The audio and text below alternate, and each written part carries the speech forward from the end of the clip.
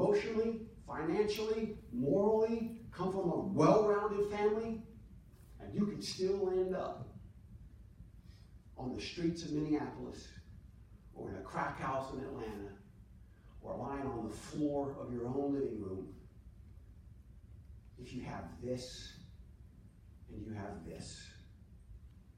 What are these two things that I have? Well, since we're here, let's talk about this one first. I got a brain that's just wired differently. Science and researchers are telling us more and more, even here at the University of Minnesota, are telling us so much more about why it is that some brains are just wired differently. It just is. It's not an excuse. I did all that stuff.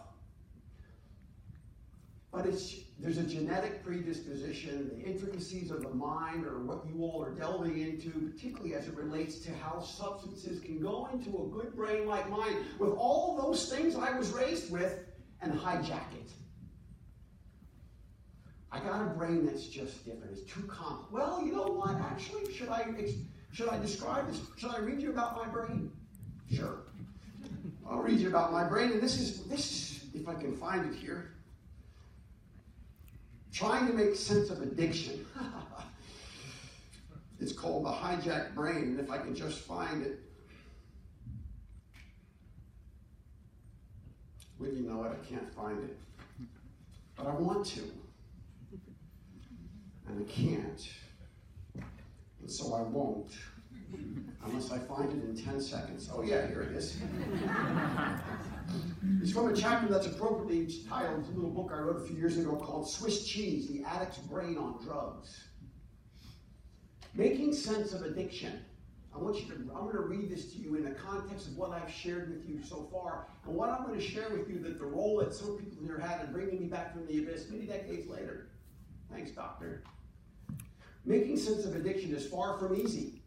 In 2011, the American Society of Addiction Medicine, ASAM, updated its definition of addiction. On its website, its 3,000-word footnoted definition began this way, quote, addiction is a primary chronic disease of the brain reward, motivation, memory, and related circuitry. Addiction affects neurotransmission and interactions within reward structures of the brain, including the nucleus accumbens, the anterior cingulate cortex, the basal forebrain, and the amygdala, such that motivational hierarchies are altered and addictive behaviors, which may or may not include alcohol or other drugs, supplant healthy self-care related behaviors. Addiction also affects neurotransmissions and interactions between cortical and hippocampal, I can't even pronounce it, circuits and brain reward structures, such that the memory of previous exposures to rewards, such as food, sex, alcohol, and other drugs, leads to a biological and behavioral response to external cues, in turn triggering cravings and or engagement in addictive behaviors. Close quote.